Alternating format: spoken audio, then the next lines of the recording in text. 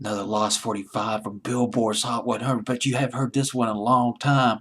April 13th, 1963. Let me bring it up for you real quick. Billboard's Hot 100. Got it right here, right in front of me.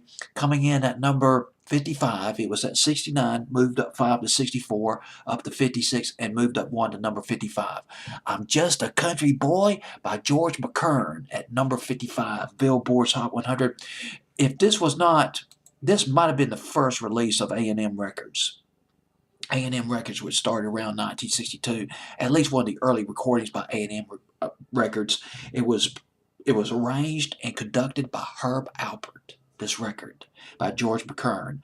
I'm Just a Country Boy. You'd think, I'm Just a Country Boy. Man, this sounds like a country hit. Well, it was a country hit. It later became a country hit for Don Williams in 1977. Went to number one, his seventh number one country hit back in 1977. But this is an earlier, much earlier version of that record, and nicely arranged by Herb Alpert. Although you don't hear very many horns on this record, hardly any at all, like you'd hear on some of his subsequent records, Herb Alpert and the Tijuana Brass. But this record, well, a couple of other things about George McCurn, just looking over my notes real quick.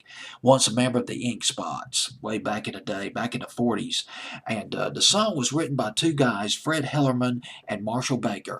First recorded by Harry Belafonte in 1954. Harry Belafonte's version of I'm Just a Country Boy was released on 78. It was released on 78 RPM as well as a 45 RPM. That was back in 1954. But here it is. This is, well, the video's on YouTube. George McCurn, I'm Just a Country Boy, coming in at number 55. He sounds a lot like Brooke Benton, too. Man, listen to his voice. You'd think, if you never heard this record before, you'd say, man, is this a Brooke Benton record I never heard of before?